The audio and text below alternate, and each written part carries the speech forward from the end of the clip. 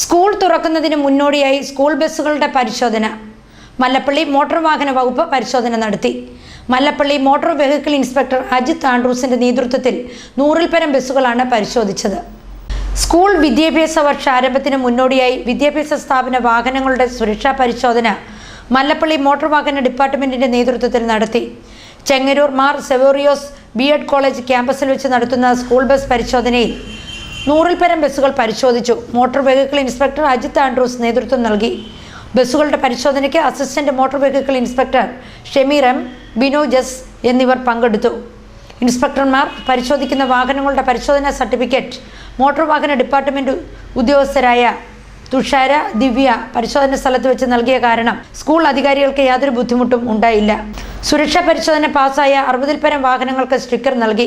ഇപ്രകാരം സുരക്ഷാ പരിശോധനയ്ക്ക് വിധേയമാക്കാത്ത വാഹനങ്ങൾ സ്കൂൾ തുറക്കലിനു ശേഷം റോഡിൽ ഉപയോഗിച്ചാൽ നിയമ നടപടി നേരിടേണ്ടി വരുമെന്ന ഉത്തരവ് നേരത്തെ അറിയിച്ചിരുന്നു.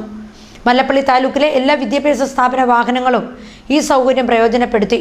സ്കൂൾ ബസ്സുകൾ നിരത്തിൽ ഇറക്കണമെങ്കിൽ 35-ൽ പരം നിർദ്ദേശങ്ങൾ പാലിക്കണം. ഇത്രയും നിർദ്ദേശങ്ങൾ പാലിക്കാതെ ബസ്സുകൾ പുറത്തിറക്കിയാൽ സ്കൂൾ അധികാരികൾക്കും ഡ്രൈവർമാർക്കുമെതിരെ നിയമ നടപടികൾ സ്വീകരിക്കും.